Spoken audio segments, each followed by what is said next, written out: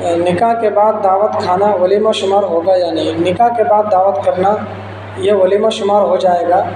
اس سلسلے میں دلیل یہ ہے کہ ایک مرتبہ نبی کریم صلی اللہ علیہ وسلم نے کسی صحابی کے کپڑے پر، اس کے جسم پر زعفران کا رنگ دیکھا، تو آپ صلی اللہ علیہ وسلم نے پوچھا کہ یہ کس چیز کا رنگ ہے، کیسا رنگ، کیوں لگائے ہو یہ رنگ؟ تو صحابی رسول نے جواب دیا، یا رسول اللہ میں نے نکاح کیا ہے۔ آپ صلی اللہ علیہ وسلم نے پوچھا کہ تم نے کچھ اس کو مہر بھی ادا کیا کہ نہیں؟ تو انہوں نے فرمایا کہ ہاں میں نے مہر بھی دیا، 6 مسقال کے برابر میں نے مہر دیا ہے، 6 مسقال کے برابر میں نے مہر میں سونا ادا کیا ہے۔ پھر آگے نبی کریم صلی اللہ علیہ وسلم نے فرمایا کہ اولم ولو بشاتن، کہ ولیمہ کرو اگرچہ ایک بکری سے کیوں نہ ہو۔ تو یہاں نبی کریم صلی اللہ علیہ وسلم نے ولیمہ کی دعوت کا حکم نبی کریم صلی اللہ علیہ وسلم نے صحابی کو دیا۔ اس سے پتہ یہ چلا کہ نکاح کے بعد دعوت کھلانا لڑکے کی طرف سے اگر ہے تو وہ ولیمہ شامل شمار ہو جائے گا، چاہے وہ نکاح کے بعد ہو چاہے وہ رخصتی کے بعد ہو۔ اصل تو یہ ہے کہ رخصتی کے بعد ہونا چاہیے، وہ اصل ولیمہ اور سنت ولیمہ ہے، لیکن اگر رخصتی سے پہلے اور نکاح کے بعد بھی اگر کرتا ہے اور وہ لڑکے کی طرف سے اگر دعوت ہوتی ہے تو یہ بھی ولیمہ شمار ہو جائے گا۔ اور ولیمے کے معنی ہے اظہار خوشی، تو یہاں پر اظہار خوشی ہوگی نکاح ہونے کے بعد، نکاح کرنا کی خوشی میں دعوت کھلانا یہ ولیمہ شمار ہوگا اور یہ اظہار خوشی ہوگی۔ البتہ اگر لڑکی کی طرف سے وہ دعوت ہوتی ہے، جیسا کہ ہمارے معاشرے میں ہوتا ہے کہ لڑکی کے گھر پر بارات لے کر کے جاتے ہیں، پھر وہاں دعوت ہوتی ہے، پھر لڑکی کی طرف سے ہی کھانا چلتا ہے، تو یہ ولیمہ تو شمار نہیں ہوگا، لیکن کھانا جائز ہے، یہ بھی اظہار خوشی ہوگی اور کھانا جائز ہے، لیکن یہ ولیمہ شمار نہیں ہوگا اور یہ سنت ولیمہ نہیں ہوگا۔ فجر کی سنت کب قضا کریں گے؟ جواب عرض ہے کہ فجر کی سنت طلوع شمس کے بعد قضا کریں گے۔ عن ابی ہریرہ رضی اللہ عنہ قال قال رسول اللہ صلی اللہ علیہ وسلم من لم يصلي رکعتي الفجر فليصليها بعدما تطلع الشمس، رواہ الترمذی۔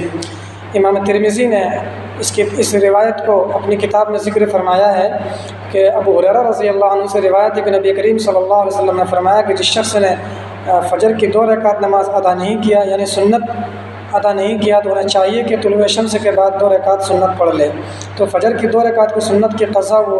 طلوع شمس کے بعد کریں گے۔ فجر کے فوراً بعد سنت ادا کرنا یہ جائز نہیں ہے، کیونکہ فجر کے فوراً بعد کوئی نماز مشروع نہیں ہے، لہٰذا طلوع شمس کے بعد اس سنت کی قضا کرنی چاہیے۔ ایک اور روایت میں ہے، حضرت ابو ہریرہ رضی اللہ عنہ سے روایت منقول ہے، عن ابی ہریرہ رضی اللہ عنہ قال قال رسول اللہ صلی اللہ علیہ وسلم اذا فاتته رکعت الفجر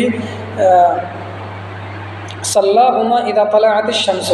کہ حضرت ابو ہریرہ رضی اللہ عنہ فرماتے ہیں کہ جب نبی کریم صلی اللہ علیہ وسلم سے فجر کی 2 رکعت سنت جب چھوٹ جاتی تھی اور نہیں پڑھ پاتے تھے تو اس کی قضا فجر کے بعد طلوع شمس کے بعد کرتے تھے، یعنی سورج نکلنے کے بعد آپ صلی اللہ علیہ وسلم ان 2 رکعت کی سنت کی قضا کر لیتے تھے۔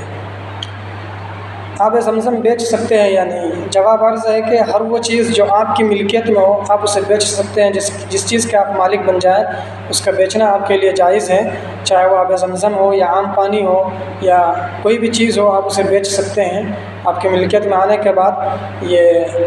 باقی برکتاً اور تبرکاً آپ کسی کو ہدیہ دے دیں یا آپ اپنے پاس رکھنا چاہیں تو یہ زیادہ بہتر ہے۔ اگر آپ بیچنا چاہیں تو بیچ کر کے اس کا پیسہ بھی استعمال کرنا آپ کے لیے جائز ہے بلا کراہت۔ اگر کوئی کیڑا پانی یا دودھ میں گر جائے تو کیا پی سکتے ہیں؟ ہر وہ کیڑا جس کے اندر خون نہیں ہوتا، جیسے مکھی ہے، مچھر ہے، وہ اگر پانی میں گر جائے اور آپ کو یہ یقین ہو کہ اس کے اوپر کوئی ناپاکی نہیں لگی ہوئی تھی، آپ نے اس کے اوپر کوئی ناپاکی لگی ہوئی نہیں دیکھا اور وہ پانی میں یا دودھ میں گر گیا، تو گرنے کی وجہ سے دودھ یا پانی ناپاک نہیں ہوگا بلکہ پاک شمار ہوگا۔ آپ اسے مکھی یا مچھر یا کوئی اور کیڑا جو اس میں گر چکا ہے اس کو نکال کر کے آپ باہر پھینک دیں اور اسے استعمال کر سکتے ہیں۔ لیکن اگر آپ کو یقین سے معلوم ہے کہ اس کے اندر پانی اس کے جسم پر کوئی ناپاکی لگی ہوئی تھی، پھر جا کر کے وہ پانی میں گرا یا دودھ میں گر گیا، تو ناپاکی اس کے اوپر ہونے کی وجہ سے وہ پانی یا دودھ ناپاک ہو جائے گا، پھر اس کا استعمال درست نہیں ہوگا۔